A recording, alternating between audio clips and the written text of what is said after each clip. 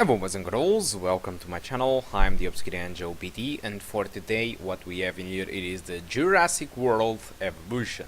So Jurassic World Evolution have been developed by the Frontier Developments and it's using CryEngine.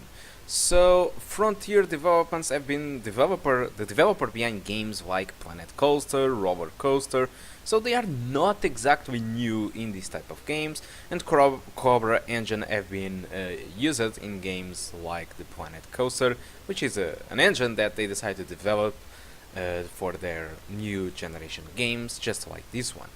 So let's take a look on the settings menu. As you can see, I'm running at 1080p, borderless. I'm using borderless usually to record in most of the games, but for playing I do recommend it to go full screen. Unfortunately in this game full screen is not working for me. Every time I set full screen it just crashes. On my laptop with an NVIDIA GPU it is working properly, but on my AMD GPU is not working.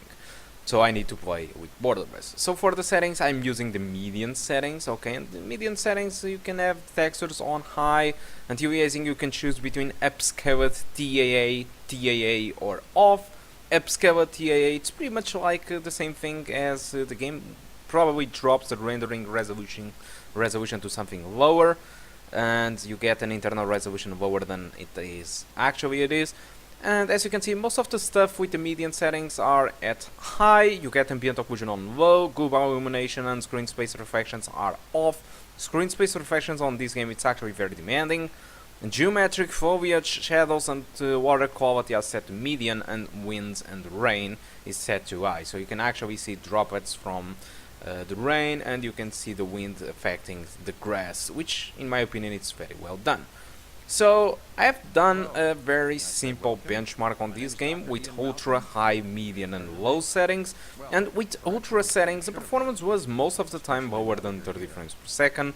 The high settings was overall above 30s, and the median settings it was in between the 30s to 60s. The low settings did provide an experience above 60 frames per second, but my personal recommendations to play up this game, it's probably for you it's better to stay between you know, the high settings and the median. I'm saying this because despite the high settings runs above 30 frames per second on my benchmark, I've done just that on the beginning of the game. So I'm not really sure what to expect on the future in this game, but I'm expecting, since this is kind of a strategic game or a Jurassic World developer, it's probably it's going to be more demanding over time, because you are going to have a lot more dinosaurs, a lot more buildings and environments and stuff happening, so probably the high settings won't be enough to be sustaining above 30 frames per second.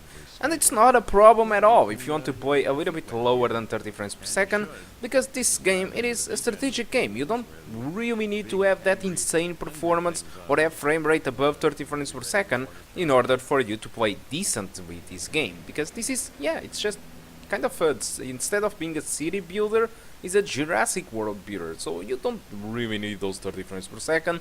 But despite all of that, I still think that the median settings offers a great balance between graphics quality and performance, and because of that I decided that in this video I decided to show off a little bit the median settings and how well it performs above 30 frames per second. And I believe that when you start to grow up your Jurassic Park, I believe that with median settings you can still have that performance as above 30 frames per second, okay? So about the game itself, like I said, I just tried a little bit, I just wanted to benchmark a little bit the game. I'm not really very good with these type of games, and this requires a lot of time and effort in order to build and investigate and try to learn all the game concepts, and only after that I would need to benchmark decently. I just don't have that time, so that's why I just use it pretty much this beginning that you will see in this video. I decided just to use these moments as a benchmark thing for you to understand how the game performs, okay? So guys, I think that's all that I want to talk about Jurassic World Evolution. Hope you keep enjoying the rest of the video. I will just show off a little bit of the gameplay or what you can expect and the graphics that this game has. As you can see, the foliage is actually very well done. This is amazing. Let me just do a close up on the vegetation. Keep in mind that this is just the median settings, and it's really insane for a strategic game these visuals are actually pretty good in my opinion. But yeah, that's it. So guys, hope you keep enjoying the rest of the video. Thank you a lot for watching, and I do hope to see you soon. Goodbye.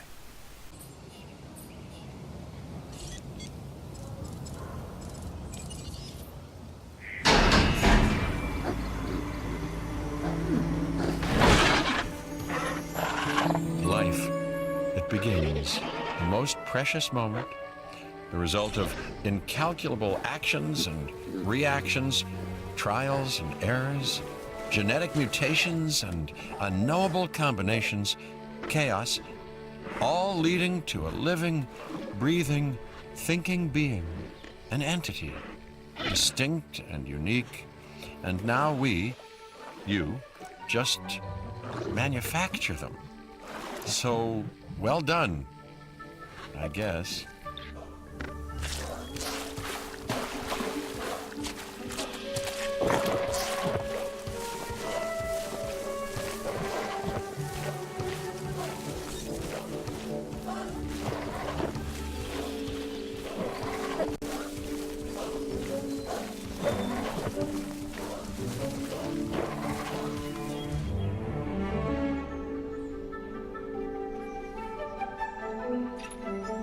The Hammond Foundation has three main areas of interest: security, entertainment, and science. I've already nudged the heads of each division to reach out to you personally. They'll offer opportunities and incentives for you to be part of their team. Choose one of their contracts. It'll help you develop your facility. Dr. Dua. This is our new Director of Operations. I'm aware, Cabot. I'm Dr. Dua. I run the science division of our operation. Okay, you're going to need to build your reputation in the science division.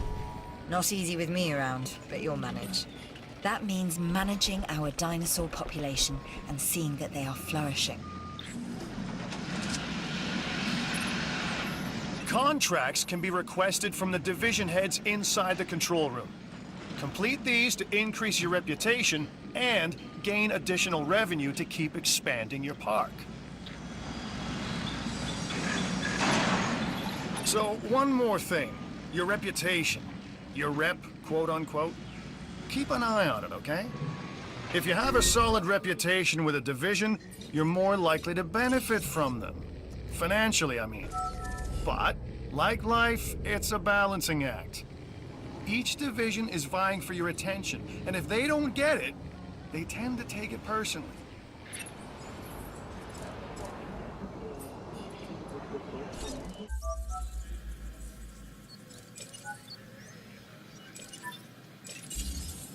An expedition center will allow you to send dig teams around the world in search of new dino fossils.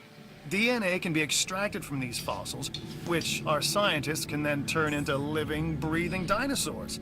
And that's our true lifeblood. Good! Your first expedition team is out. They'll bring back what they find to the fossil center for extraction.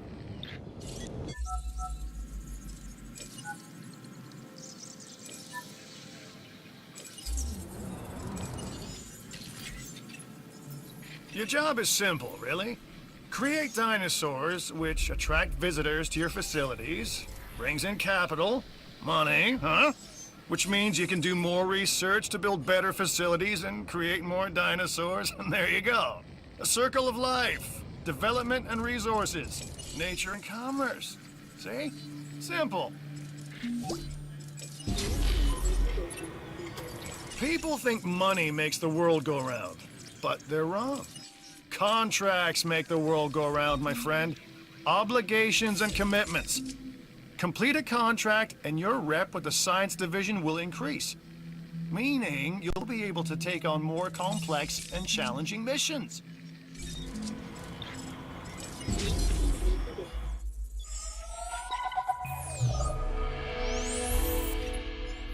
I've got an interesting opportunity for you to consider. It will allow us to work together to create life. Pure life. If you've been listening to Dr. Malcolm, then you know how important this is to us, and to me.